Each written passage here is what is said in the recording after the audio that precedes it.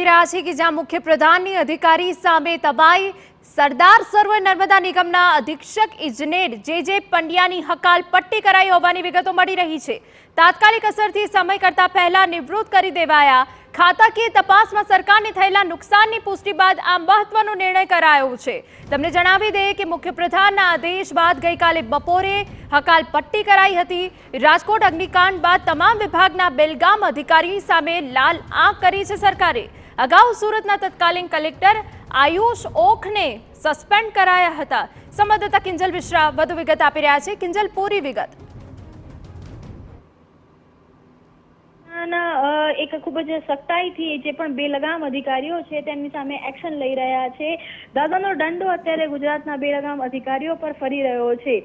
જે રીતની ઘટના જે સરદાર સરોવર નિગમ લિમિટેડની માનવામાં આવે તેમની સામે જે ખાતાકીય તપાસ ચાલી રહી હતી અધિકારી સામે, અને એ તપાસની વચ્ચે તેમને જે કહી શકાય કે તેમની સામે જે મહત્વપૂર્ણ જે પુરાવા હતા તે મળ્યા હતા, જેને ધ્યાનમાં લઈને તાત્કાલિક અસરથી તેમને જે વય નિવૃત્તિ પહેલા તેમને નિવૃત્ત કરવાનો આદેશ છે તે આપવામાં આવ્યો છે। આપ જુઓ કે રાજકોટ અગ્નિકાંડની જે ઘટના થઈ કે જેની અંદર જે પ્રકારની બેદરકારીઓ સામે આવી છે અને ત્યારબાદ કોઈ પણ અધિકારીની બેદરકારી અથવા તો જે કહી શકાય કે જે ભ્રષ્ટાચારની ફરિયાદ છે તેની સામે મુખ્યપ્રધાને એક કડક વલણ છે તે અપનાવ્યું છે। તે ચાહે સુરતના તત્કાલ કલેક્ટર રહી ચૂક્યા હોય, રાજકોટના કેસમાં સંકળાયેલા કર્મચારી કે અધિકારી રહી ચૂક્યા હોય, કે પછી ખેડામાં ફરજ પર ગેરહાજર કર્મચારીઓ અધિકારીઓ હોય, કે પછી હવે નર્મદાની તરફની જે ફરિયાદો જે પટેલની હતી સરદાર સરોવર નિગમ લિમિટેડને લઈને તમામ જગ્યા એક્શન છે તે મુખ્યપ્રધાન દ્વારા કડક રીતે લેવામાં આવી રહ્યા છે। એક મેસેજ આપવાનો પ્રયાસ થઈ રહ્યો છે કે જે પણ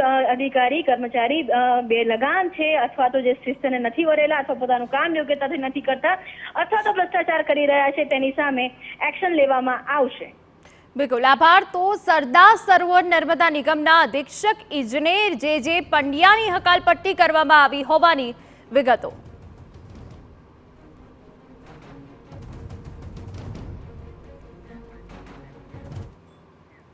समाचार